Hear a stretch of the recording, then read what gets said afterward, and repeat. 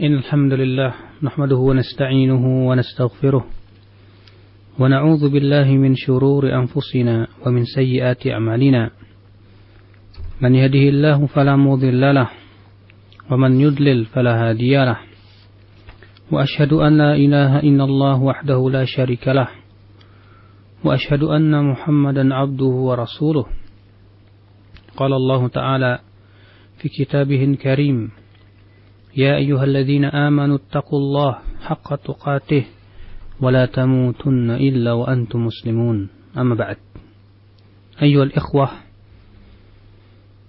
kita melanjutkan kajian kita di manhaj al-Imam Syafi'i rahimahullah di dalam menetapkan akidah.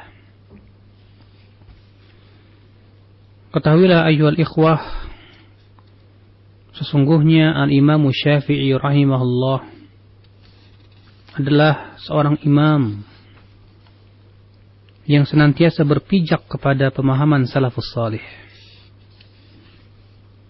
Beliau begitu sangat kuat di dalam berpegang kepada Al-Quran dan sunnah Rasulullah sallallahu alaihi wasallam.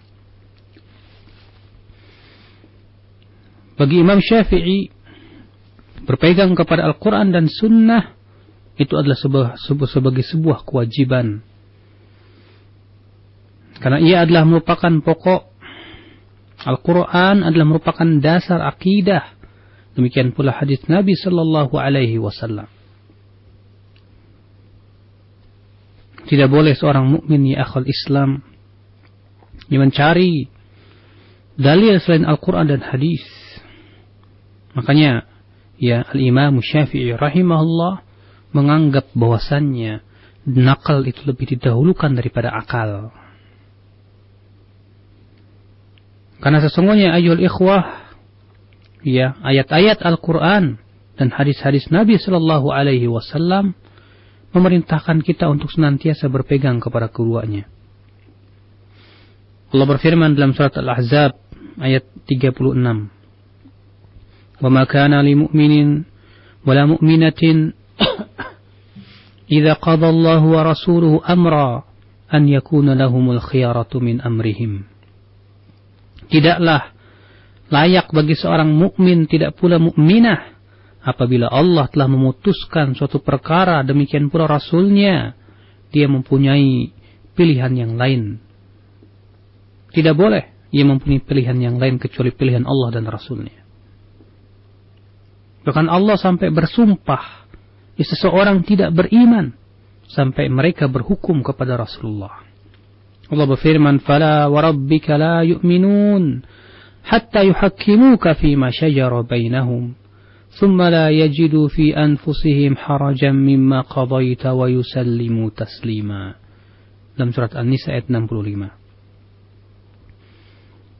Tidak demi Rabbmu, kata Allah, mereka tidak beriman. Di sini Allah meniadakan keimanan.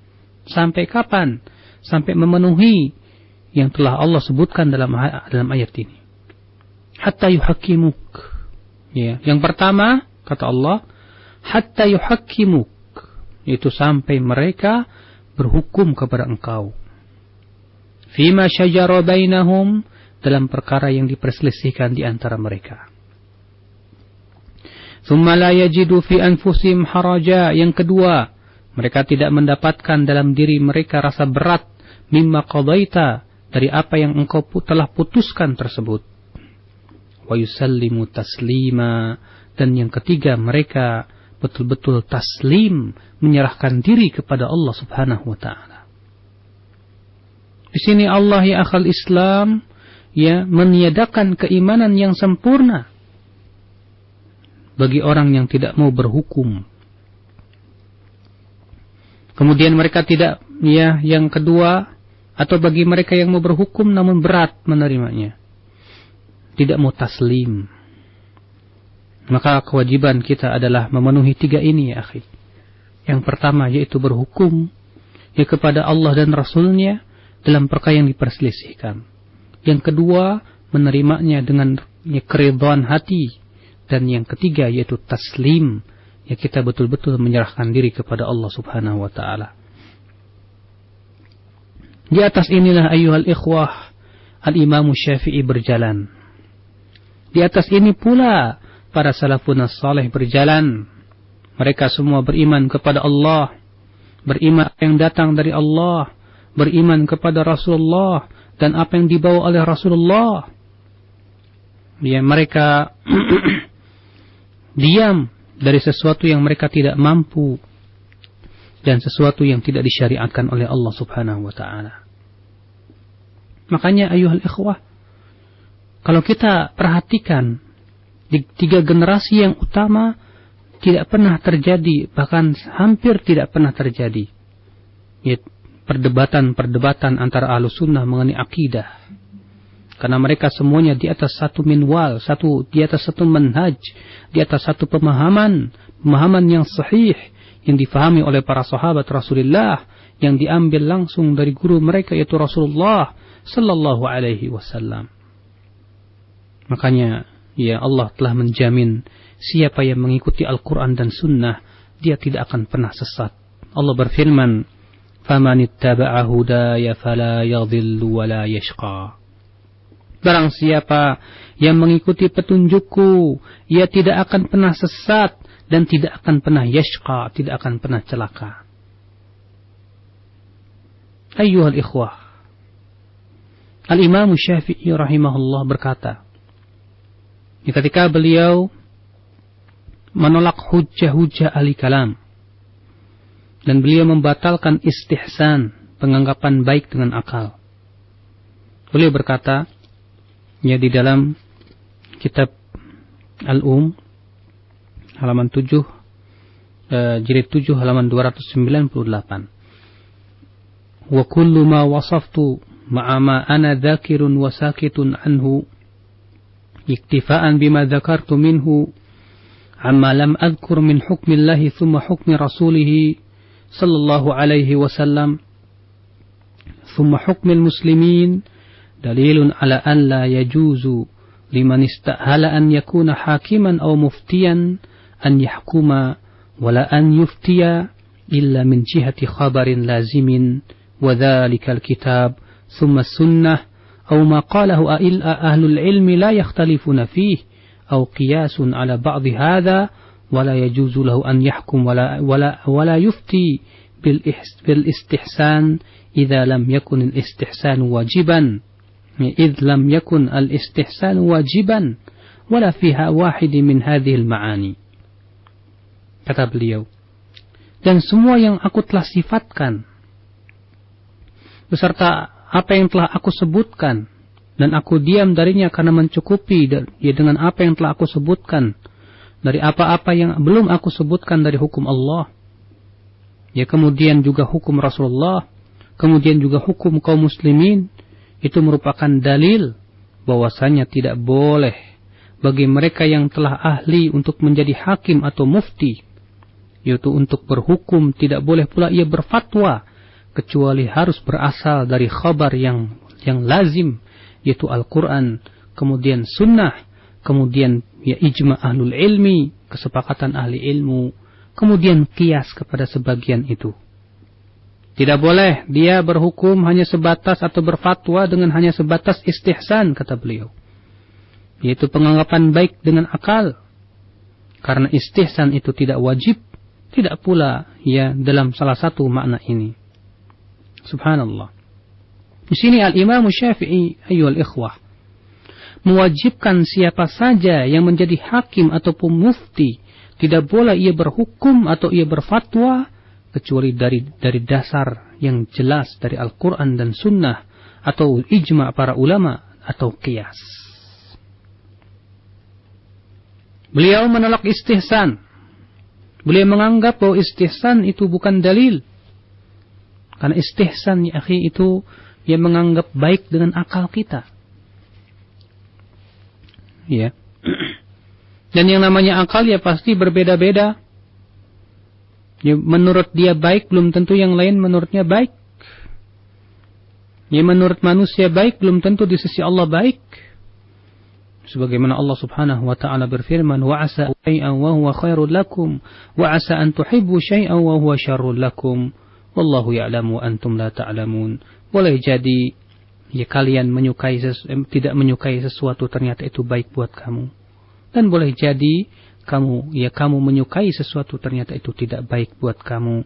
Allah yang tahu, kamu tidak tahu, kata Allah Subhanahu wa taala. Kemudian Al-Imam Syafi'i berkata, "Fa in qala qailun, fama yadullu ala alla yajuzu an yastahsin idza lam yadkhul al-istihsan fi hadhihi al-ma'ani ma'a ma dzakarta fi kitabika hadha?" Kalau ada orang yang berkata, kata Imam Syafi'i, apa dalilnya bahwa istihsan itu tidak boleh dan bahwasannya istihsan tidak boleh dimasukkan dalam dalil-dalil? Ya. Maka Imam Syafi'i berkata, qila, jawabnya, qala Allah azza wa jal. Di sini Imam Syafi'i berdalil ya, bahwasannya istihsan itu tidak boleh. Allah berfirman, ayahsabul insanu an yutraka suda. Dalam surat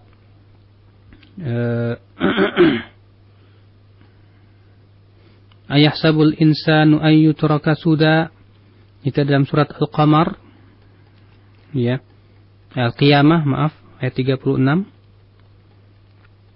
Apakah manusia mengira bahwa ia akan dibiarkan sia-sia? Berkata Imam Syafi'i, falam yakhtalif ahlul ilmi bil Qur'an. Para ahli ilmu tentang Al-Quran tidak berselisih. Fima alimtu, ya, sejauh keilmuan saya. Anna suda alladhi la yu'mar wa la yunha. Bahwa yang dimaksud dengan suda dalam ayat tadi adalah yang tidak diperintah dan artinya tidak diperintah, tidak dilarang. Artinya, ayahsabul insanu ayyutraka suda. Apakah manusia mengira dia dibiarkan sia-sia, artinya tidak diperintah, tidak dilarang? وَمَنْ أَفْتَى أَوْ حَكَمْ بِمَا لَمْ يُؤْمَرْ بِهِ فَقَدْ أَجَازَ لِنَفْسِهِ أَنْ يَكُونَ فِي مَعَانِ السُّدَى. Maka barang siapa yang berfatwa atau berhukum dengan sesuatu yang tidak diperintahkan, berarti ia telah membolehkan untuk dirinya, ya, maka ia telah membolehkan untuk dirinya untuk berhukum atau berfatwa dengan makna yang sia-sia. وَقَدْ أَعْلَمَهُ اللَّهُ أَنَّهُ لَمْ يَتْرُكْهُ سُدَى. Sementara Allah telah memberitahu bahwasanya Allah tidak meninggalkan manusia itu sia-sia. Wara'a an qala aqul bima syi'ta wadda'a ma nazal Qur'an bi khilafi fi hadha. Ya. Maka ya, pendapat orang yang mengatakan dengan sesuai dengan kemauan dia, ya, sementara Al-Quran ya, bertentangan dengan itu, jelas itu adalah merupakan kesia-siaan karena itu tidak diperintahkan oleh Allah, ya. Sementara yang dimaksud dengan sia-sia, kata Imam Syafi'i, yaitu yang tidak diperintah dan tidak pula dilarang. Kemudian Al-Imam Syafi'i pun menyebutkan dalil-dalil yang lain yang mewajibkan untuk berhukum kepada Al-Quran dan Sunnah, dan bahwasannya tidak boleh seorang pun menyelisih Al-Quran dan Sunnah. Di antaranya Imam Syafi'i berdalil dengan firman Allah Subhanahu wa taala dalam surat Al-An'am ayat 106, "Ittabi' ma uhiya ilaika min rabbik." Ya. Ikutilah apa yang diwahyukan kepada engkau dari Rabbmu. Allah juga berfirman dalam surat Al-Maidah ayat 49, "Wa anihkum bainahum bima anzalallah wa la tattabi' ahwa'ahum." Dan hendaklah kamu menghukumi di antara mereka dengan apa yang Allah turunkan, dan jangan mengikuti hawa nafsu mereka. Demikian pula ayuhal ikhwah, ya, beliau berdalil dengan sebuah ayat dalam surat Al-Kahfi.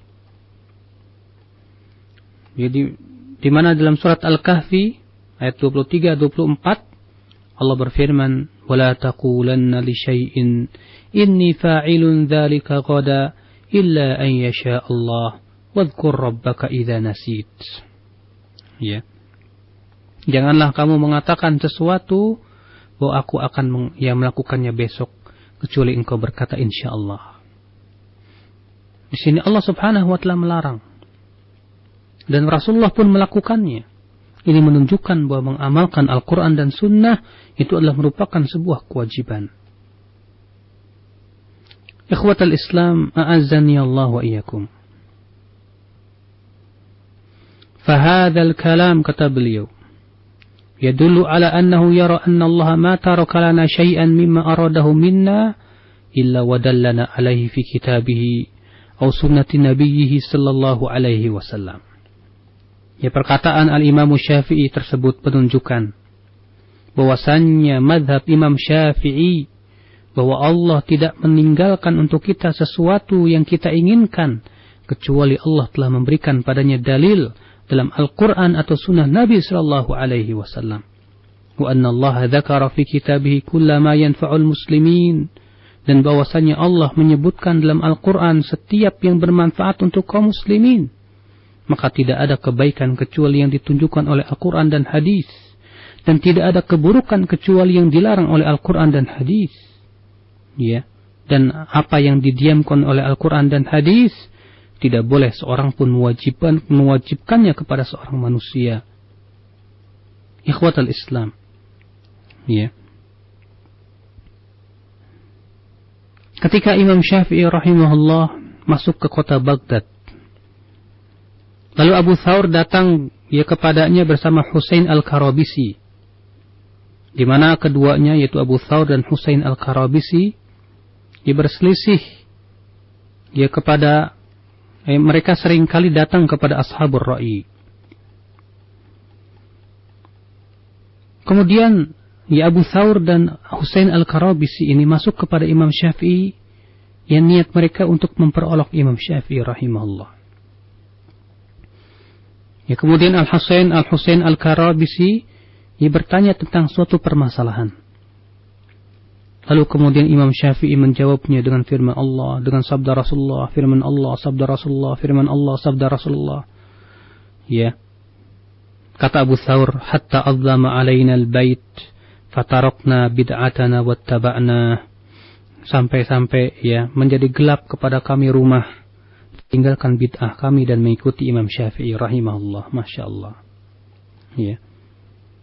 Lihat Al-Imam Syafi'i ketika beliau berhujjah melawan orang-orang yang mereka itu terkena syubhat ahli kalam. Imam Syafi'i rahimahullah yang menjidal mereka dengan Al-Quran dan sunnah Rasulullah sallallahu alaihi wasallam, yang mengikuti apa yang telah dilakukan oleh para salafus salih, seperti yang dikatakan oleh Umar bin Khattab radhiyallahu anhu, ketika Umar berkata bahwa akan datang nanti qaumun yujadiluna bisyubuhatil Qur'an, suatu kaum yang menjidal kamu dengan syubhat Al-Quran. Kata beliau, fajadilhum bis sunnah fa inna ahlas sunan a'rafu bi kitabillah. Jidalah mereka dengan sunnah, karena sesungguhnya ahlus sunnah atau orang yang ahli terhadap sunnah Rasul itu lebih tahu tentang pemahaman kitabullah jalla wa ala. Imam Syafi'i akhal Islam demikian. Makanya beliau tidak aneh kalau beliau itu disebut sebagai nasirul hadis, pembela hadis Nabi sallallahu alaihi wasallam. Sangat masyhur Imam Syafi'i berkata begini, amantu billah wa bima jaa anillah ala muradillah wa amantu bi rasulillah wa bima jaa an rasulillah ala muradi rasulillah. Aku beriman kepada Allah dan apa yang datang dari Allah sesuai dengan keinginan Allah. Aku beriman kepada Rasulullah dan apa yang datang dari Rasulullah sesuai dengan keinginan Rasulullah sallallahu alaihi wasallam. Makna yang sangat dalam sekali. Beliau berkata, aku beriman kepada Allah. Bukan hanya sebatas ucapan, tapi beliau berkata dan beriman kepada apa yang datang dari Allah, berupa perintah, berupa larangan. Ala muradillah, sesuai dengan keinginan Allah, bukan keinginan hawa nafsu kita, bukan keinginan syahwat dan akal kita, tidak. Makanya Imam Syafi'i berkata, sebagai disebutkan dalam kitab Al-Manaqib, an-nasu ghayah la tudrak, fa'alaika bil amri alladhi yuslihuk, falzamhu wada' ma siwahu wa la tu'ani. Manusia itu, kata beliau, tujuan yang tidak akan mampu kamu capai. Maka hendaknya engkau memegang perkara yang bisa membenahi dirimu. Peganglah ia. Tinggalkan selainnya. Jangan kamu membuat capek diri sendiri. Artinya akhi, manusia itu Ya. Kalau tidak berpegang kepada Al-Quran dan Sunnah hanya sebatas kepada ra'yunya saja, tidak akan pernah sampai. Karena yang namanya, ya akhi, akal manusia itu berbeda-beda. Yang menurut si fulan benar, belum tentu menurut si fulan baik dan benar. Apabila semua dijadikan rujukan kepada akal manusia. Makanya benar kata beliau, manusia itu adalah tujuan yang tidak akan bisa dicapai. Kewajiban kita apa ya akhi? Berpegang kepada Al-Quran dan Sunnah. Karena itu yang akan memperbaiki diri kita, yang akan membenahi diri kita. Ya, makanya Syekh Muhammad berkata, wa ma'lumun annahu la salaha illa bimutaba'atil kitabi was sunnah. Dan telah kita ketahui bahwa tidak ada kebaikan kecuali dengan mengikuti Al-Quran dan Sunnah Rasulullah sallallahu alaihi wasallam. Ikhwatul Islam, a'azzani Allah wa iyyakum. Beliau Al-Imam Syafi'i rahimahullah, itulah madhab beliau, senantiasa berpegang kepada ayat-ayat Al-Quran dan hadis Nabi sallallahu alaihi wasallam sesuai dengan lahiriahnya. Beliau tidak pernah mentakwil atau memalingkan makna-makna ayat Al-Quran dari makna sebenarnya, karena itu adalah merupakan kebiasaan ulama kalam. Ya. Karena lebih-lebih ya akhi, Imam Syafi'i itu orang yang sangat fasih bahasa Arabnya. Beliau sangat faham tentang makna-makna Al-Quran dan hadisnya. Bahkan beliau dalam bahasa Arab dijadikan hujjah oleh para ulama. Ya, berkata Abu Jarud Al-Makki, kana yuqal inna Muhammad ibn Idris lughah wahdah yuhtaju bihi kama yuhtaju bil batni minal Arab. Ya, Imam Muhammad bin Idris itu Imam Syafi'i, bahasanya dijadikan hujjah sebagaimana ya orang-orang Arab itu bahasa mereka dijadikan hujjah akan kefasihannya. Imam Baihaqi meriwayatkan dengan sanadnya kepada Jahil. Ia berkata, "Nadhartu fi kutubi Syafi'i fa idza hiya durrun mandhumun ila durr." Ya, aku memperhatikan kitab-kitab Imam Syafi'i. Ternyata ia adalah bagaikan untayan ya, intan permata yang sangat mahal. Imam Baihaqi juga meriwayatkan dengan sanadnya kepada Muhammad bin Abdullah Al-Faqih. Ia berkata, "Sa'altu Aba Umar ya ghulam Tha'lab alladhi lam tar'ainaya ya alladhi lam tar'ainaya mislahu an hurufin akhadtu ala Syafi'i rahimahullah." فقال لي كلام الشافعي صحيح سمعت أبا العباس ثعلبا يقول يأخذون على الشافعي وهو من بيت اللغة يجب أن يؤخذ عنه. Berkata Muhammad bin Abdullah Al-Faqih, aku bertanya kepada Aba Umar, ya, di mana ia adalah ya pembantunya Tha'lab. Ya, aku belum pernah melihat, kedua mataku belum pernah melihat seperti Tha'lab dalam kefasihan bahasa Arab. Karena memang Tha'lab itu termasuk ya Aba Umar, ya ini adalah merupakan termasuk orang yang sangat kuat bahasa Arabnya. Akan tetapi ia mengambil dari Imam Syafi'i. Ya, dan berkata perkataan Imam Syafi'i itu Masya Allah fasih, sahih. Ya, aku mendengar Abu Abbas Tha'lab, ya, di mana Tha'lab ini adalah merupakan imam ahli bahasa, berkata mereka semua para ahli bahasa mengambil dari perkataan Imam Syafi'i. Dan beliau memang rumahnya bahasa Arab, ya, yang harus diambil kata beliau. Subhanallah. Makanya subhanallah Imam Syafi'i rahimahullah, ya, karena kefasihan beliau, karena beliau orang yang diberikan oleh Allah pemahaman yang sangat kuat tentang bahasa Arabnya, tidak aneh kalau beliau pemahamannya sangat dalam terhadap Al-Quran dan Sunnah Rasulullah sallallahu alaihi wasallam. Ikhwatul Islam, kita masuk kepada pembahasan yaitu kedudukan sunnah di sisi Imam Syafi'i. Imam Syafi'i memandang bahwa sunnah itu sama dengan Al-Quran dalam pensyariatan. Ya, harus di sini kita perhatikan ya akhi, bahwa perkataan orang yang mengatakan bahwa Al-Quran di atas sunnah ini tidak benar. Perkataan orang yang mengatakan bahwa dalil itu Al-Quran kemudian sunnah, ya, ini adalah sebuah perkataan yang tidak benar. Kenapa?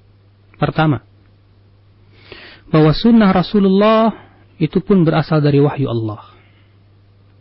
Karena Allah berfirman, la yantiqu 'anil hawa in huwa illa wahyu yuha.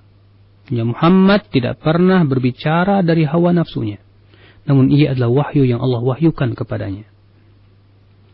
Maka selama itu berasal dari Allah dan kedua-duanya wahyu, tentu itu setara. Yang kedua, bahwa sunnah menjelaskan Al-Quran dan tidak sebaliknya. Ya, sunnah Rasulullah yang menjelaskan kemujmalan, keglobalan Al-Quran.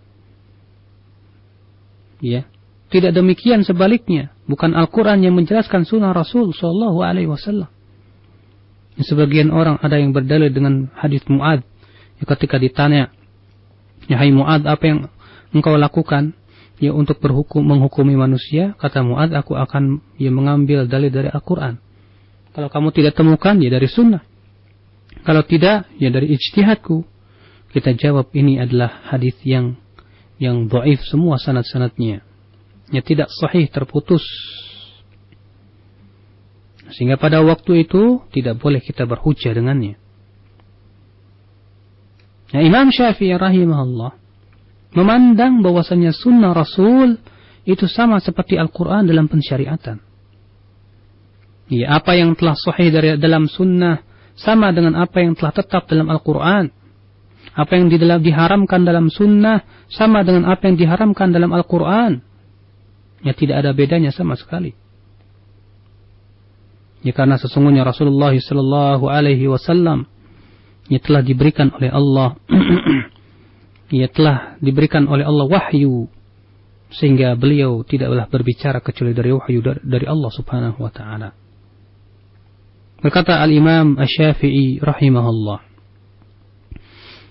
kullu ma sanna Rasulullah mimma laysa fihi kitabun wa fima katabna fi kitabina hadha risalah min dzikri ma manna Allah bihi 'alal ibadi min ta'allumil kitabi wal hikmah dalilun ala anna al-hikmata sunnata Rasulillah sallallahu alaihi wasallam.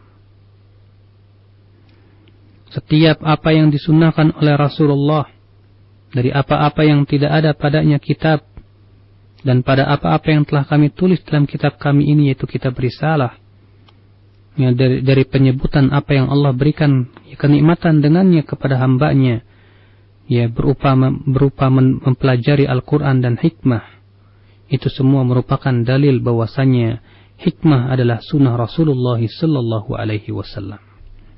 Maksud beliau bahwa makna hikmah dalam Al-Quran yang senantiasa Allah Subhanahu wa taala sebutkan hikmah, seperti dalam firman Allah dalam surat, misalnya surat Ali Imran ayat 164. Ya, laqad manna Allahu 'alal mu'minin idz ba'atha fihim rasulan min anfusihim yatlu 'alaihim ayatihi wa yuzakkihim wa yu'allimuhumul kitaba wal hikmah wa in kanu min qablu lafi dhalalin mubin. Sungguh Allah telah memberikan nikmat kepada kaum mukminin, di mana Allah mengutus pada mereka rasul dari diri mereka yang membacakan kepada mereka ayat-ayatnya, yang mensucikan mereka dan mengajarkan mereka Alkitab dan Al-Hikmah, walaupun dahulu sebelumnya mereka ya betul-betul berada dalam kesesatan yang nyata. Beliau menyatakan bahwa yang dimaksud dengan hikmah di sini adalah sunnah, di mana Allah mengajarkan kepada mereka hikmah. Ya, ini menunjukkan bahwasannya ya kedudukan sunnah adalah merupakan ya setara dengan kedudukan Al-Quran Al-Karim. Bahkan ia penjelas ya akhi. Ya. Kemudian Imam Syafi'i menjelaskan bahwasanya sunnah itu adalah menjelaskan Al-Quran.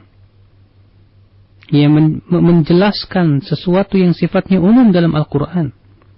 Wa mubayyinatun li muradillahi fih, dan menjelaskan apa yang diinginkan oleh Allah Subhanahu wa taala.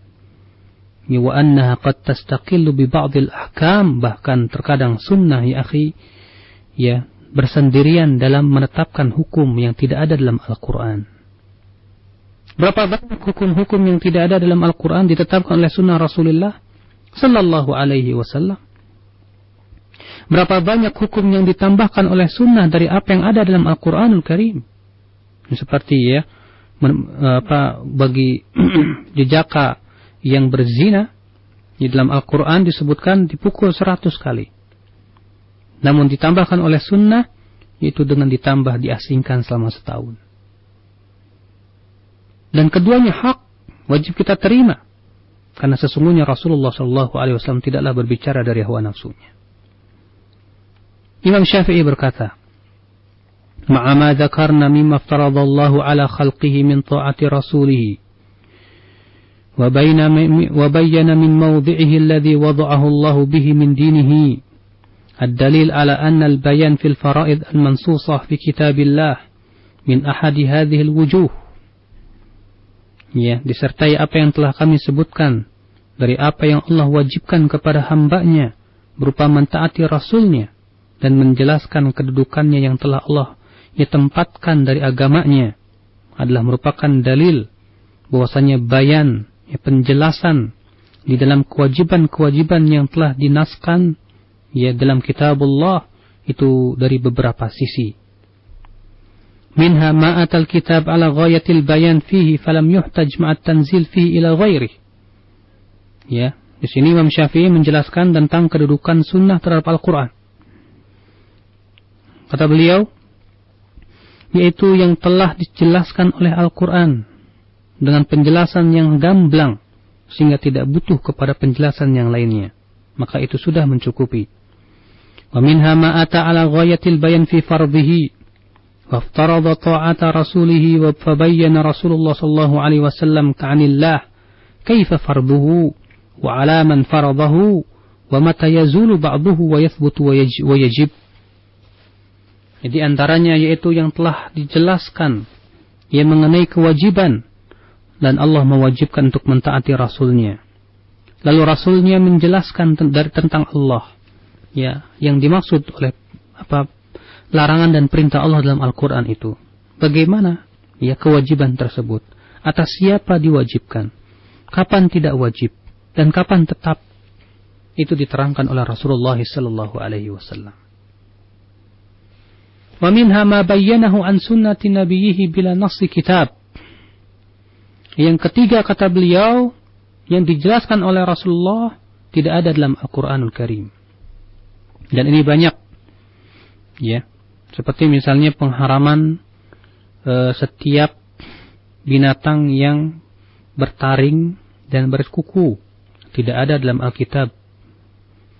Demikian pula banyak sekali diantaranya pengharaman, ya, nikah mut'ah, pengharaman keledai jinak, humur al-ahliyah, tidak ada dalam Al-Quran. Ya. Wa kullu syai'in minha bayanun fi kitabillah. Kata Imam Syafi'i, semua itu dari sunnah itu adalah merupakan penjelasan apa yang ada dalam kitabullah jalla wa ala. Fa kullu man qabila 'anillah fara'idahu fi kitabih qabila an Rasulillah sallallahu alaihi wasallam sananahu ya sunanahu bi fardillah ta'ata rasulih ala khalqihi wa an yantahu ila hukmihi. Wa man qabila an Rasulillah sallallahu alaihi wasallam fa anillahi qabil lima aftaradallahu min ta'atihi. Kata beliau, setiap orang yang menerima dari Allah ya kewajiban-kewajibannya dalam Al-Qur'an, dia pun harus menerima ya sunnah Rasulullah sallallahu alaihi wasallam, karena Allah telah mewajibkan untuk mentaati Rasulnya kepada hamba-hambanya dan agar mereka kembali kepada hukumnya. Maka siapa yang menerima dari Rasulullah, maka dia wajib menerima pula dari Allah, ya, karena Allah lah yang mewajibkan mentaatinya. Ya, inilah Al-Imam Syafi'i, ya akhi. Kemudian beliau menyebutkan dalil-dalil tentang hujahnya sunnah. Ya, beliau berkata, wada'allahu rasulahu min dinihi wa faradahu wa kitabahu alladhi abana jalla thana'uhu annahu ja'alahu ilman lidinihi bima aftarada min ta'atihi wa harrama min ma'siyatihi wa abana min fadilatihi bima qarana min al-imani bi rasulihi mal imani bih. Ya, Allah subhanahu wa ta'ala telah meletakkan Rasulnya dari agamanya dan mewajibkannya. Demikian pula kitabnya yang telah ya Allah subhanahu wa ta'ala jelaskan dan bahwasanya Allah jadikan ia sebagai ilmu untuk agamanya ini, dengan apa yang telah Allah wajibkan berupa ketaatan kepada Rasulullah dan mengharamkan untuk memaksiati Rasulullah. Dan Allah juga menjelaskan tentang keutamaannya, disertai kewajiban iman kepada Rasulullah dan beriman kepadanya. Faqala tabaraka wa ta'ala, Allah berfirman, "Fa'aminu billahi wa rasulihi wa la taqulu thalathah intahu khairan lakum innamallahu ilahu wahid subhanahu an yakuna lahu walad." Berimanlah kepada Allah dan Rasul-Rasulnya. Ini menunjukkan kewajiban kita beriman kepada Allah dan Rasulnya. Sebagaimana dikatakan Imam Syafi'i rahimahullah. Allah juga berfirman, "Innamal mu'minun alladzina amanu billahi wa rasulih." Sesungguhnya mukminun itu siapa? Itu yang beriman kepada Allah dan Rasulnya. Faja'ala kamala ibtida'il iman alladzi ma siwahu taba'un lahul iman billah thumma bi rasulihi falau amana 'abdun bihi wa lam yu'min bi rasulihi lam yaqa 'alaihi ismu kamalil iman abadan hatta yu'minu bi rasulihi ma'ahu wa hakadha sanna Rasulullah sallallahu alaihi wasallam fi kulli man imtahanahu lil iman. Maka di sini kata Imam Syafi'i, Allah Subhanahu wa taala menjadikan kesempurnaan permulaan iman yang mengikutinya adalah iman kepada Allah kemudian iman kepada Rasulnya. Kalaulah seorang hamba beriman kepada Allah tapi tidak beriman kepada Rasulnya, tentu tidak akan sempurna imannya selama-lamanya. Sampai dia beriman kepada Rasulnya, demikianlah itu yang disunnahkan oleh Rasulullah pada setiap apa yang beliau ujikan untuk keimanan itu. Inilah ayyuhal ikhwah. Al-Imam Syafi'i rahimahullah senantiasa menyuruh kita berpegang kepada Al-Quran dan Sunnah Rasulullah sallallahu alaihi wasallam. Maka siapa saja tentunya orang yang menyatakan dirinya di atas mazhab Imam Syafi'i, dia wajib mengikuti apa yang telah disebutkan oleh Imam Syafi'i tersebut dalam kitab-kitabnya. Adapun kemudian mewajibkan kita harus taklid kepada Imam Syafi'i, jelas ini perkara yang dilarang oleh Imam Syafi'i itu sendiri, sebagaimana nanti kita akan jelaskan dalam pendatang. Ini saja yang bisa saya sampaikan, mudah-mudahan yang sedikit ini bermanfaat buat kita semua. Amin ya rabbal alamin. Baik, demikian ikhwatal Islam sesi materi dari pembahasan kitab Manhaj Imam Syafi'i di dalam penetapan akidah yang disampaikan oleh Al-Ustaz Badrul Salam hafizahullah. Dan selanjutnya kita membuka sesi tanya jawab. Kita angkat untuk yang pertama dari penelpon. Assalamualaikum. Waalaikumsalam warahmatullahi. Silakan Pak, dari mana? Dari Asrama Yon Air Center. Assalamualaikum Ustaz. Assalamualaikum warahmatullahi. Ini yang saya tanyakan Ustaz, berkaitan dengan hadis tadi yang sampaikan bahwa tidak akan pernah celaka orang yang mentaati Quran dan Sunnah. Tapi orang banyak memuat Al-Quran dan Sunnah, tapi ternyata mereka menyimpang, Ustaz. Itu dia menggunakan Al-Quran yang hak, hadis yang sahih. Tapi kenapa mereka dalam mengamalkannya bisa salah, Ustaz? Mohon penjelasan, Ustaz. Assalamualaikum. Waalaikumsalam. Waalaikumsalam warahmatullahi. Pertanyaan yang sangat bagus. Ayyuhal ikhwah, tidak mungkin Al-Quran salah dan Sunnah pun Rasulullah pun salah. Tidak mungkin. Yang salah adalah orang yang memahaminya. Makanya Imam Syafi'i berkata, amantu billah wa bima ja'a anillah ala muradillah. Wa amantu bi Rasulillah wa bima ja'a an Rasulillah ala muradi Rasulillah. Aku beriman kepada Allah dan apa yang datang dari Allah, tidak sampai situ saja, tapi sesuai dengan apa yang diinginkan oleh Allah.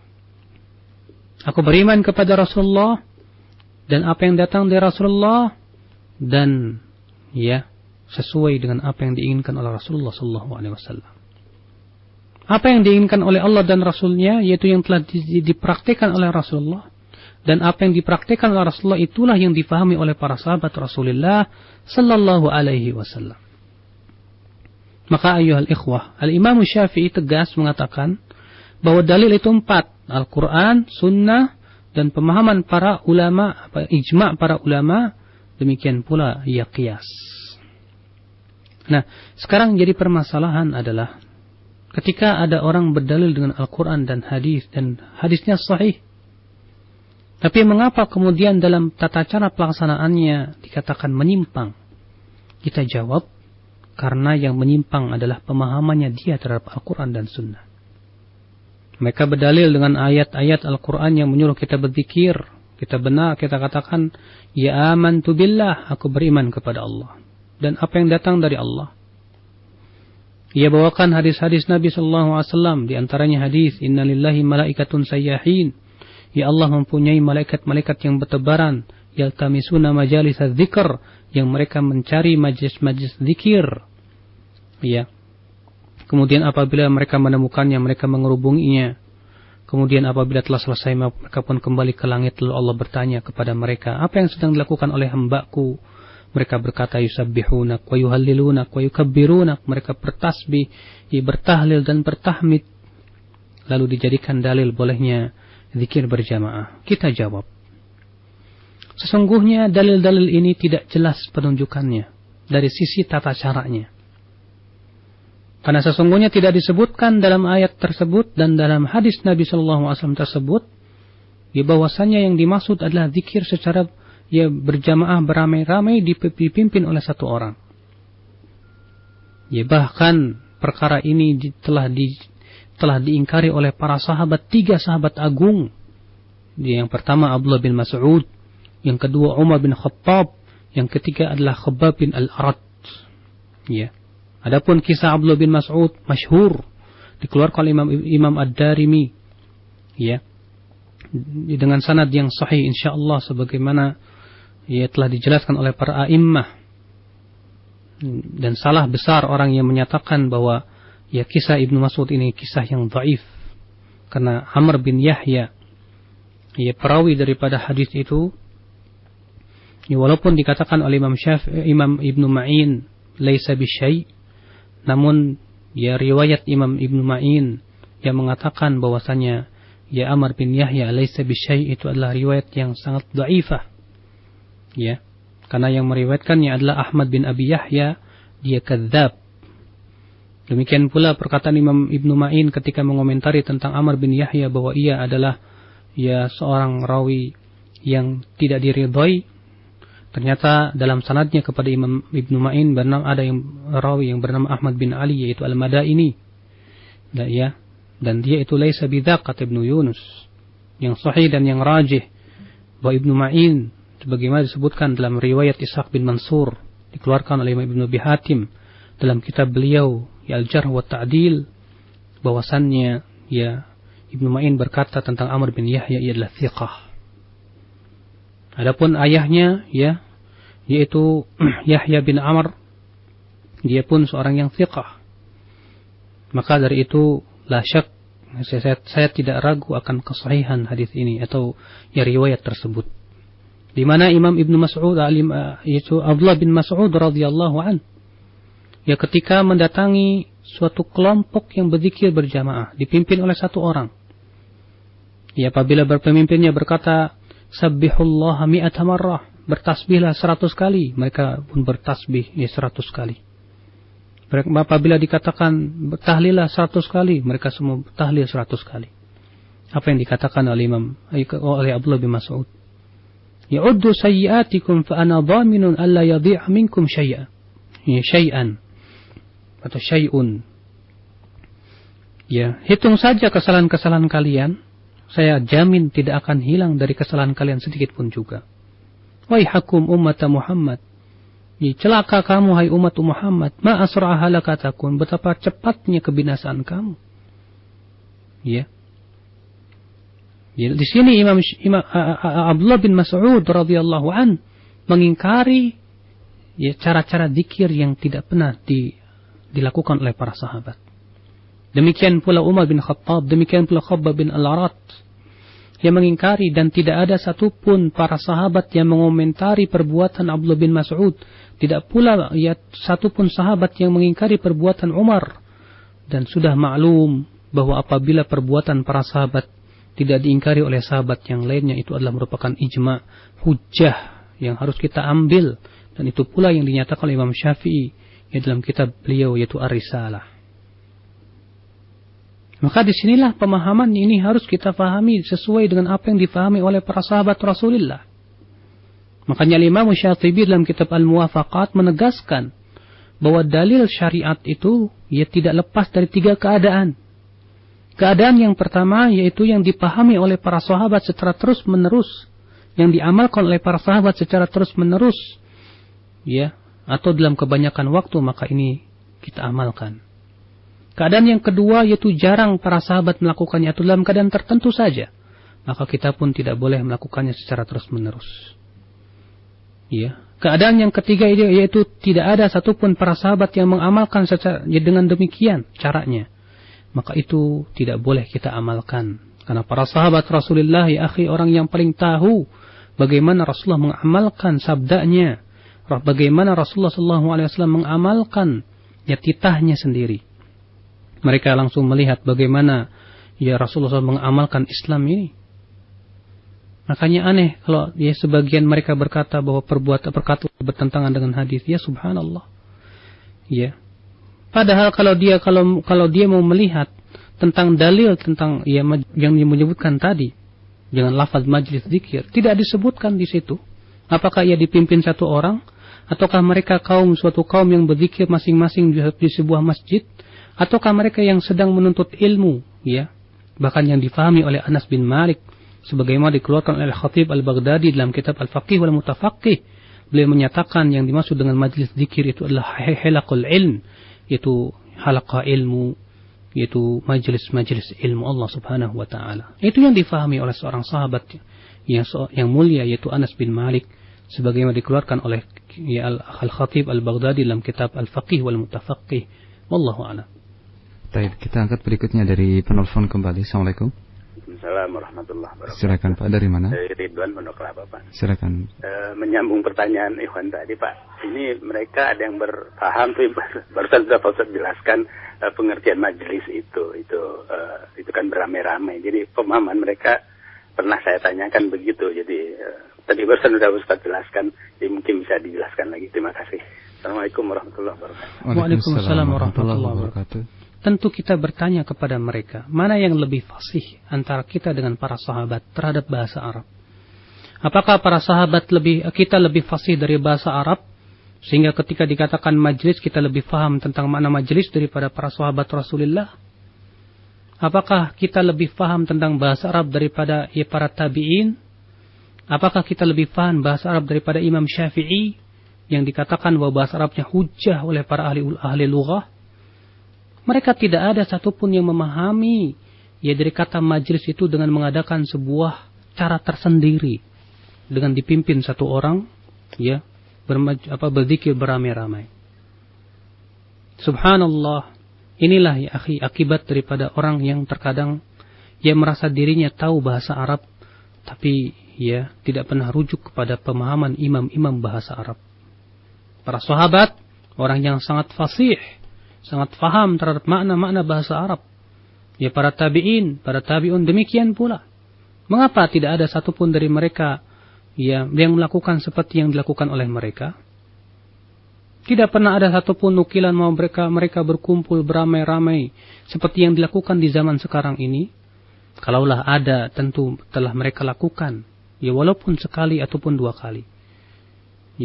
Namun yang ada adalah majlis-majlis zikir yang dilakukan oleh para sahabat Rasulullah tidak seperti yang ada di zaman sekarang. Yang paling jelas saksi bagi kita adalah bahwa majlis-majlis itu baru muncul di zaman ini saja. Sebelum kita belum pernah muncul. Itu menunjukkan bahwa itu adalah sesuatu yang tidak sesuai dengan apa yang difahami oleh para sahabat Rasulullah, tidak pula para tabi'in, tidak pula para tabi'ut tabi'in. Nah. Kita angkat pertanyaan sebelum kita angkat dari penelpon dari Abu Asma di Ciangsana. Ustaz, barakallahu fikum, apa yang menyebabkan antara Imam Syafi'i rahimahullah dengan Asy-Syafi'iyah pada saat ini banyak terjadi perbedaan baik di dalam akidah maupun fikih? Yang menyebabkan perbedaan adalah pertama, ayyuhal ikhwah, perbedaan derajat keilmuan. Sebagaimana dikatakan oleh para ulama bahwa semakin jauh dari zaman kenabian, semakin pula jauh seseorang itu dari pemahaman yang benar. Sehingga ya terkadang terjadi perbedaan. Yang kedua ya akhi, bahwa murid-murid Al-Imam Syafi'i rahimahullah telah melaksanakan dan mempraktekkan apa yang ya dititahkan Imam Syafi'i, tidak boleh taklid kepada beliau. Mereka hanya taklid kepada Al-Quran dan hadis.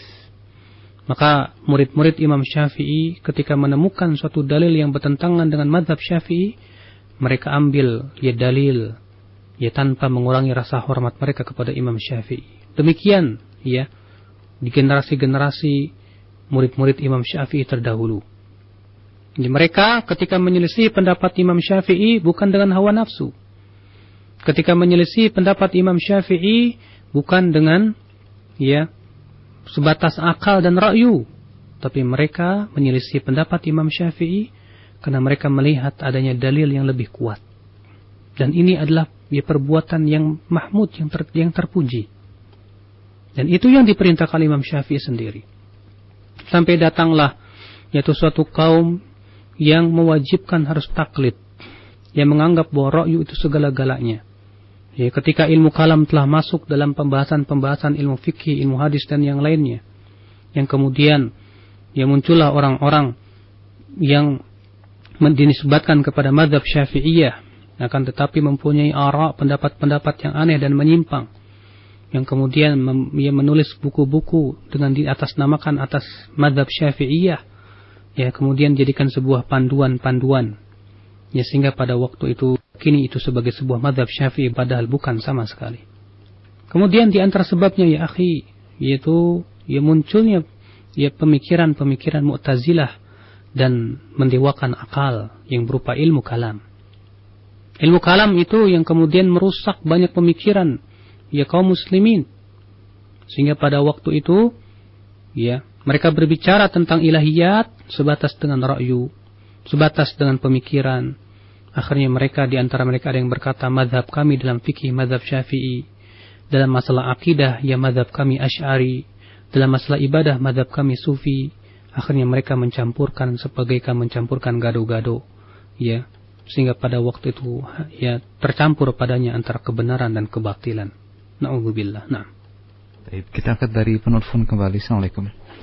Waalaikumsalam. Ya, silakan Pak, dari mana? Saya dari Heru di Jalan. Silakan Pak Heru. Pertanyaan saya, itu hukumnya bagaimana ya Pak Ustadz? Misalkan kalau zikir bareng-bareng begitu, terus misalkan habis sholat tuh kan biasanya ada yang zikir gitu habis sholat. Iya. Nah itu hukumnya gimana, dosa apa gimana gitu? Itu aja. Assalamualaikum warahmatullahi wabarakatuh. Waalaikumsalam warahmatullahi wabarakatuh. Ayyuhal ikhwah, sebelum kita mengetahui suatu hukum, kita harus melihat dengan jeli betul ya bahwasannya apa yang telah diperbuat oleh Rasulullah SAW dan para sahabatnya. Ya, tatkala mereka berzikir setelah salat itu tidaklah seperti yang ada di zaman sekarang dipimpin oleh imam, di mana mereka berzikir sendiri-sendiri, masing-masing berzikir mengucapkan subhanallah 33 kali, alhamdulillah 33 kali, Allahu akbar 33 kali. Tidak pernah dinukil kepada kita bahwa Rasulullah SAW memimpin zikir. Ya, kemudian juga para sahabat ya ketika jadi imam memimpin zikir, kalaulah ada sudah dinukil kepada kita dengan sanad-sanad yang sahih. Ya. Yang kedua ayyuhal ikhwah, bahwa menyimpang daripada ajaran Rasulullah ini adalah sebuah ya perkara yang diharamkan dalam syariat kita. Karena sesungguhnya Allah Subhanahu wa taala mewajibkan untuk mengikuti Rasulullah. Dalam ayat-ayat yang telah kita sebutkan, di antaranya Allah berfirman, "Ittabi' ma yuha ilaika min rabbik." Ikutilah apa yang diwahyukan oleh Allah dari Rabbmu.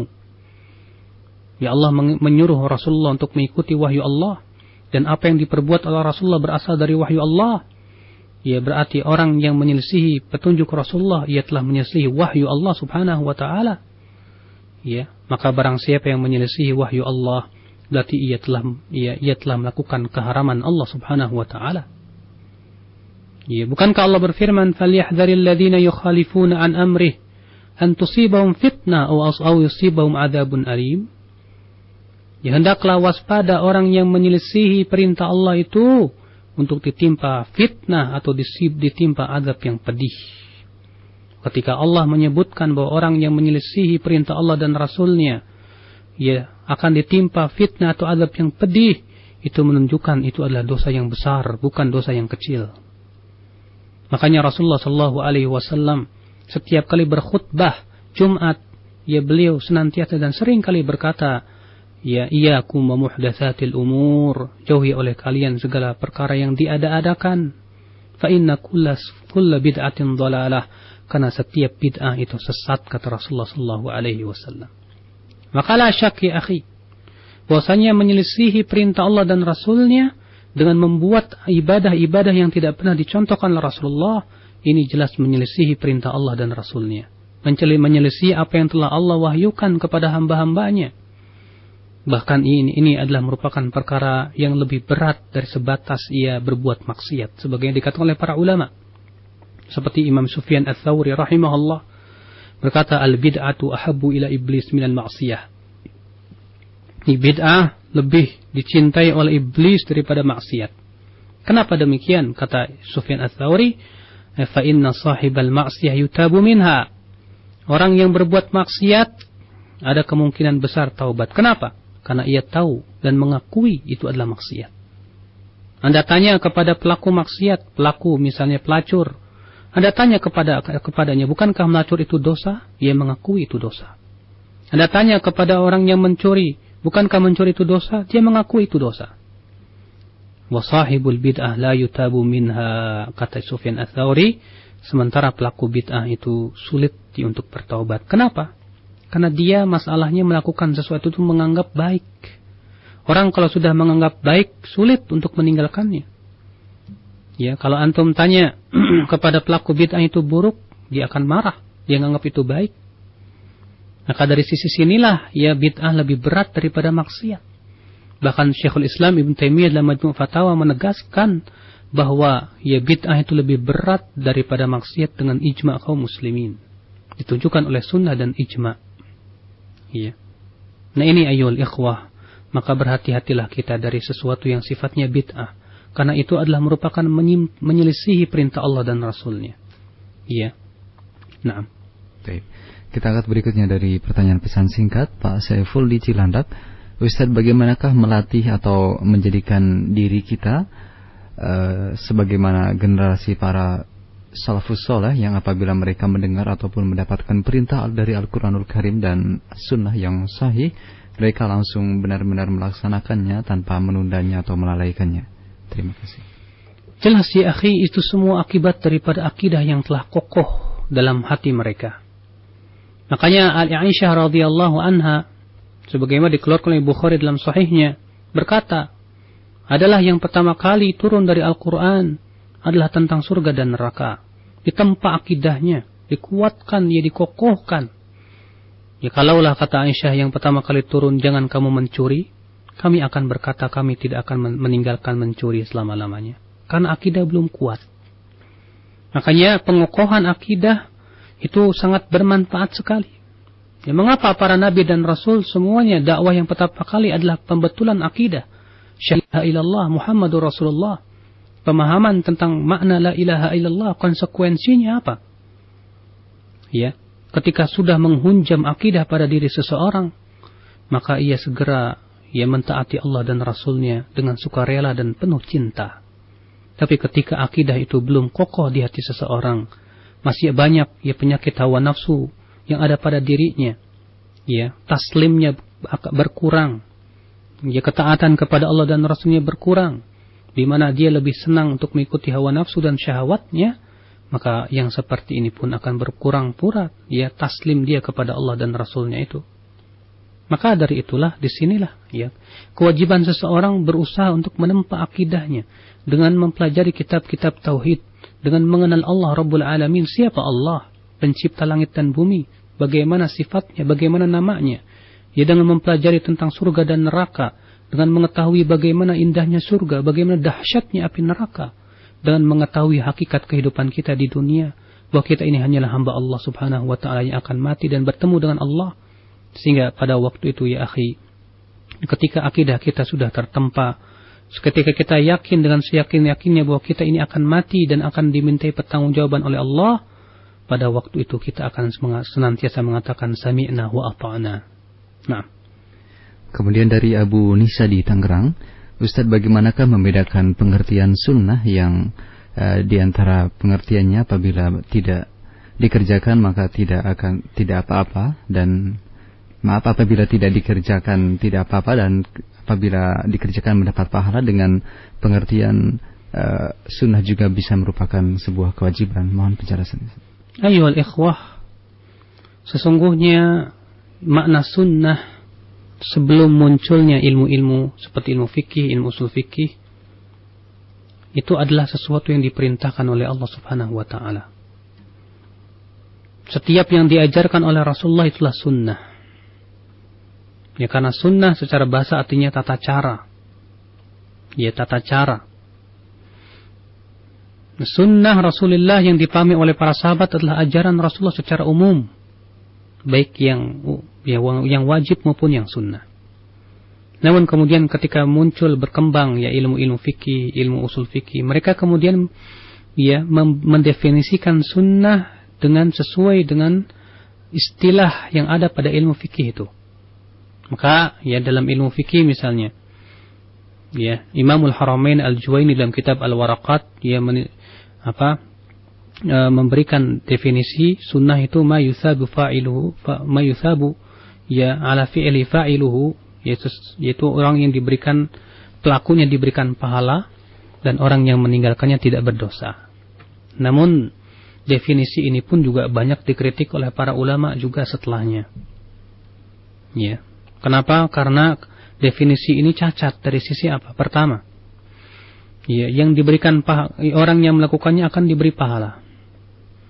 Definisi ini sangat cacat. Kenapa? Karena tidak setiap orang yang melakukan perbuatan itu diberikan pahala. Buktinya, kalau ada orang yang sholat, ya kemudian dia tidak ikhlas, dia tidak akan diberikan pahala.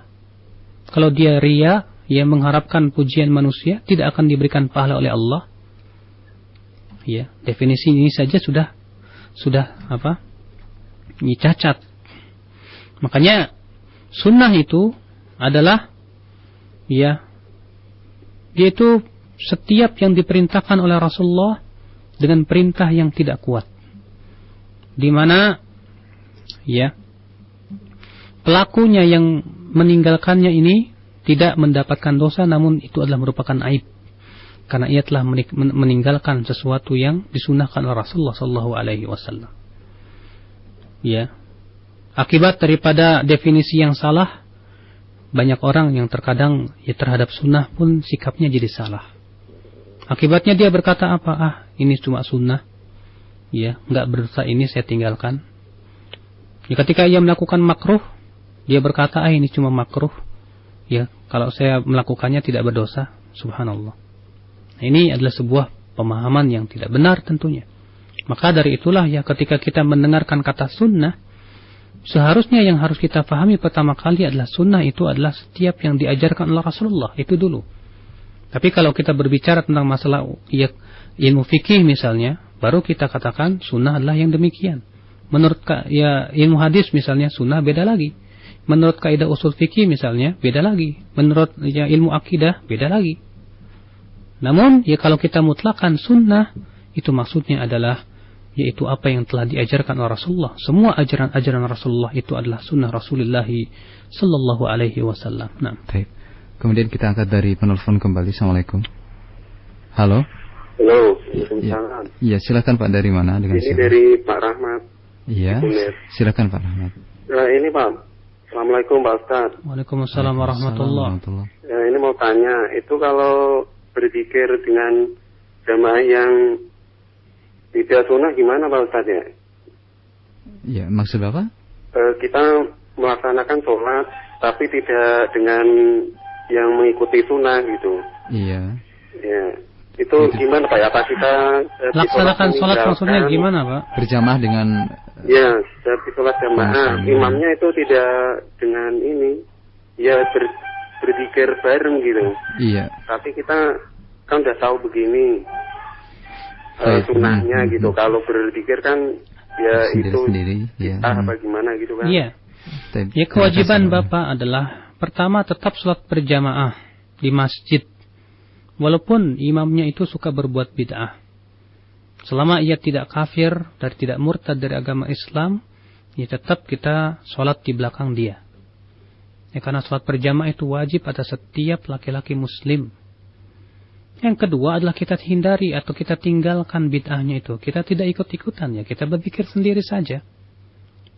Ya, itu yang hendaknya kita lakukan. Sambil kita sedikit demi sedikit menyampaikan kepada teman satu, ya kita dakwah per individu dulu.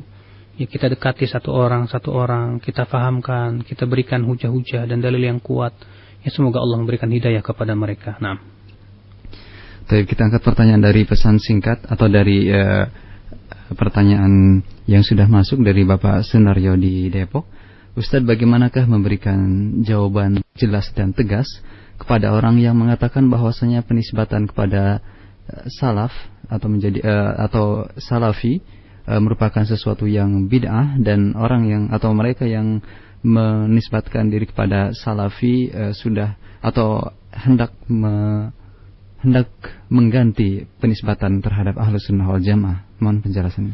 Ayyuhal ikhwah, sesungguhnya penisbatan diri kepada salafi ini adalah telah ijma' para ulama, sebagaimana dinyatakan oleh Imam Syekhul Islam Ibnu Taimiyah dalam Majmu' Fatawa, bahwasannya ya orang yang menisbatkan diri kepada salaf itu adalah tidak tercela, bahkan ia adalah sesuatu yang mulia. Bahkan Syekhul Islam Ibnu Taimiyah menyatakan bahwa ya menisbatkan dari diri kepada salaf itu boleh dengan ijma' kaum muslimin. Yang kedua, telah banyak sekali ya kata-kata ucapan kata-kata salaf ya diucapkan oleh para ulama terdahulu. Ya, seperti Al-Imam Ad-Daraqutni ketika Imam Az-Zahabi menyebutkan tentang biografi Imam Daraqutni. Imam Az-Zahabi dia berkata, "Lam yakhud Ad-Daraqutni fi ilmi al-kalam." Imam Daraqutni tidak pernah tenggelam dalam ilmu kalam, bal kana salafiyan, tapi ia seorang yang betul-betul salafi. Iya. Demikian pula ya ucapan-ucapan para ulama terdahulu, di mana para ulama mengatakan ya seperti Al-Imam Al-Auza'i, "Alaika bi athari man salaf." Hendaklah kalian berpegang kepada asar jejak-jejak orang yang salaf terdahulu. Maka menisbatkan diri kepada salaf ini bukan sesuatu yang tercela, bahkan ia adalah sebuah kemuliaan, karena salaf itu artinya adalah para sahabat Rasulullah sallallahu alaihi wasallam. Rasulullah sallallahu alaihi wasallam dia bersabda kepada anaknya Fatimah, "Ya khairus salaf ana laki," sebaik-baiknya salaf buat kamu adalah aku. Makanya para ulama yang menyatakan, dan ini sudah saya sebutkan, ya sudah saya jelaskan dengan gamblang, dan saya bawakan pendapat-pendapat ulama ya dalam pembahasan saya dari buku yang kemarin, yaitu Basair Dzawi Syaraf bi Marwiyati Manhajis Salaf. Bapak silakan bisa minta rekamannya di Radio Roja. Ya, saya sebutkan pendapat perkataan-perkataan ulama yang banyak yang menyebutkan bahwasanya penisbatan diri kepada salaf itu adalah sesuatu yang tidak tercela, bahkan itu sesuatu yang mulia. Ya. Makanya orang yang mengatakan bahwa menisbatkan diri kepada salaf ini bid'ah, aneh sekali. Ya, aneh sekali saya katakan begitu. Siapa ya ulama yang mendahului dia? Nah, sekarang kita balik bertanya kepada orang yang mengatakan bahwa menisbatkan diri kepada salaf itu adalah bid'ah. Siapa ulama yang telah mendahului dia bahwa menisbatkan diri kepada salaf itu adalah bid'ah? Abadan, kalau dia cari ya semua buku-buku para ulama tidak akan pernah ada satupun dari mereka yang berpendapat demikian. Justru yang ada adalah kebalikannya. Nah, kita ke pertanyaan dari pesan singkat masih dari Ahmad. Ustaz, seorang dosen menjelaskan bahwasanya sumber hukum yang utama hanyalah Al-Qur'anul Karim dan melarang mahasiswanya untuk mencari rujukan lain selain Al-Qur'an. Mohon penjelasannya, Ustaz. Ayyuhal ikhwah, ini adalah merupakan perkataan yang sakim, yang sangat ya jelek dan batil. Karena sesungguhnya Al-Qur'anul Karim tidak bersendirian dalam menetapkan pensyariatan, ia butuh kepada sunnah Rasul. Bahkan Rasulullah SAW telah mengabarkan dalam hadis-hadis yang sahih akan munculnya orang yang hanya sebatas yang mencukupkan diri dengan Al-Quran. Kata Rasulullah, ya, yushik, subhanallah, saya lupa lafadznya, yang disebutkan Rasulullah SAW, ya, maknanya bahwa akan datang, ya, nanti, ya, orang yang dia itu apabila didatangkan kepadanya ayat sunnah-sunnah Rasulullah, dia berkata, da'na min hadha, ya, tinggalkan ini, cukup apa yang ada dalam Al-Quran saja. Ya, hadisnya sahih, dikeluarkan oleh Khatib Al-Baghdadi dalam Al-Faqih wal Mutafaqih, dikeluarkan pula oleh Imam Muslim, seingat saya, dan juga Imam Ahmad dalam musnadnya, dan dengan sanad-sanad yang sahih, dan disahihkan oleh banyak para ulama, ini bahwasanya Rasulullah mengabarkan akan adanya, ya, suatu kaum yang hanya mencukupkan diri dengan Al-Quran tanpa sunnah Rasulullah SAW. Ya. Bahkan para sahabat pun berkata demikian, ya'tunakum bisyubuhatil Quran. Mereka akan datang kepada kamu dengan syubuhat Al-Quran. Maka kemudian kata Umar, fajadilhum bis sunan. Maka jadilah mereka dengan sunnah Rasulullah SAW. Makanya, ya, dalam kitab Asy-Syari'ah yang ditulis oleh Imam Al-Ajurri, ya, dengan sanad-sanad yang sahih, maksudnya dari hadis Jabir bin Abdullah, bahwa ketika Jabir bin Abdullah menyampaikan hadis-hadis Nabi sallallahu alaihi wasallam, ya, berkatalah salah seorang dari mereka, itu yang hadirin, ya, da'na min hadza, ya, tinggalkan sunnah-sunnah ini, kita cukupi dengan Al-Quran saja. Kata Jabir, udnu, kemari sini, kata Jabir. Awajadta fi kitabillah anna salat adh-dhuhri arba'an? Apakah kamu mendapatkan dalam Al-Quran bahwa salat zuhur itu 4 rakaat? Awajadta fil Quran ya anna salat al-'asr arba'an? Apakah kamu dapatkan dalam Al-Quran bahwa salat asar itu 4 rakaat? Ya. Artinya kalau kita hanya sebatas Al-Quran tanpa sunnah, kita tak akan mampu memahami Al-Quran Karim. Karena Al-Quran itu rata-rata global, ya akhi, penjelasannya. Ya. Ayat-ayatnya global. Allah berfirman, wa aqimus shalah wa atuz zakah, dirikan salat. Tidak dijelaskan dalam Al-Quran bagaimana tata cara salat, bagaimana tata cara zakat, bagaimana nisabnya. Maka orang yang mencukupkan diri dengan Al-Quran saja, kita tanya kepada dia, lalu bagaimana kalian salat? Ya, apakah dia salat kemudian membuat salah tata cara salat sendiri? Maka ayyuhal ikhwah, kalau dia menjawab, ya, salat itu artinya doa, cukup kita doa saja, nggak perlu salat, maka ini dajjal. Ya. Orang seperti ini adalah, ya, para pembantu dajjal yang ingin berusaha untuk menghancurkan atau merusak Islam itu sendiri. Bukankah dalam Al-Quran banyak sekali ayat-ayat yang menyuruh kita untuk mengikuti Rasulullah SAW? Allah berfirman, wa ma atakumur rasulu fakhudhuh wa ma nahakum anhu fantahu. Apa-apa yang diperintahkan Rasul ambillah, dan apa yang dilarang oleh Rasulullah maka tinggalkan. Ketika ada seorang wanita datang kepada, ya, Abdullah bin Mas'ud, ya, di mana ia mendengar bahwa Abdullah bin Mas'ud melaknat wanita yang menyambung rambutnya dan mencukur halisnya. Datang seorang wanita dan berkata, aku ini hafal Al-Quran dan aku tidak mendapatkan dalam Al-Quran larangan untuk mencukur bulu halis, ya, dan menyambung rambut. Maka kata Ibnu Mas'ud, ada. Di mana itu? Itu firman Allah, wa ma atakumur rasul fakhudhuh wa ma nahakum anhu fantahu. Apa-apa yang diperintahkan oleh Rasul maka ambil, dan apa-apa yang dilarang oleh Rasul maka tinggalkan. Dan sesungguhnya Rasulullah telah melaknat wanita yang menyambung rambut dan mencukur bulu alisnya. Nah. Baik, satu pertanyaan terakhir dari Pak Jaya di Cikunir. Ustadz, ada yang menyatakan bahwasannya orang yang sholat terus menerus dan banyak sholat, walaupun terkadang berbuat bid'ah di dalam sholatnya, lebih baik daripada orang yang jarang sholat tetapi tidak berbuat bid'ah. Mohon penjelasannya dari pernyataan ini. Ya akhi, ini adalah, ya, perkataan-perkataan yang terkadang kita dengar dari masyarakat untuk membenarkan kebid'ahan. Ya.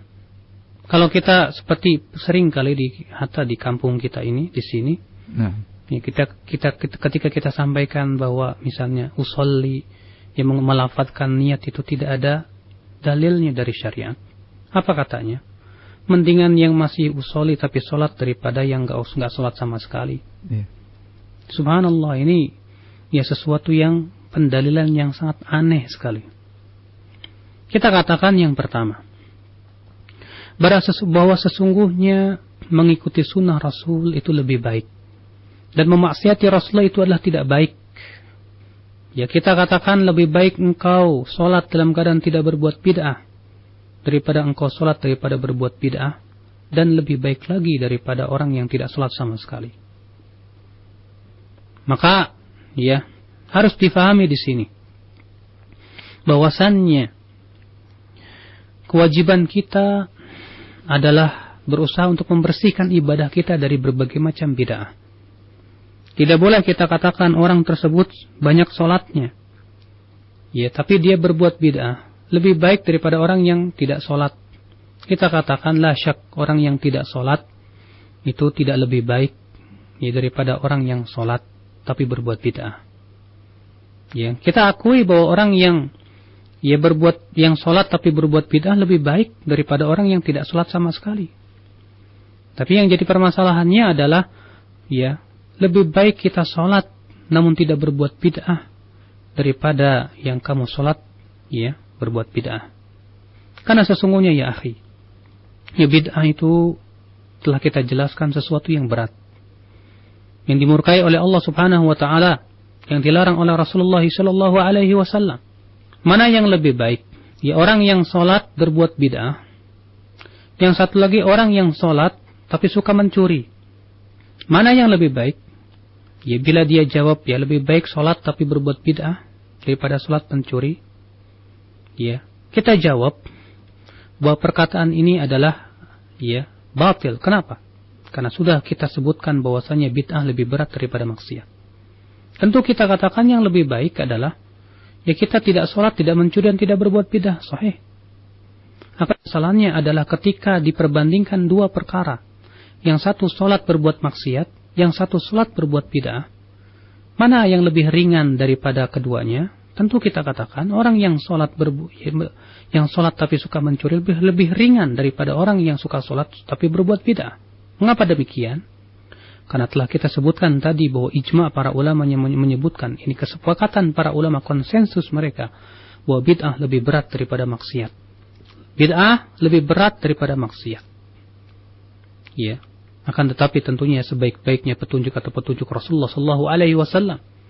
Ya, kita jangan membandingkan sesuatu yang rusak dengan yang lebih rusak ya akhi. Tapi kita bandingkan sesuatu yang sunnah. Ya, kita senantiasa jadikan tolak ukur kita, patokan kita adalah sunnah Rasulullah. Ya, bukan dengan mana yang lebih baik orang yang berbuat rusak dengan yang lebih rusak. La. Naam. Baik, kita tutup. Subhanakallah wa bihamdik, asyhadu an la ilaha illa anta, astaghfiruka wa atubu ilaik. Wassalamualaikum warahmatullahi wabarakatuh.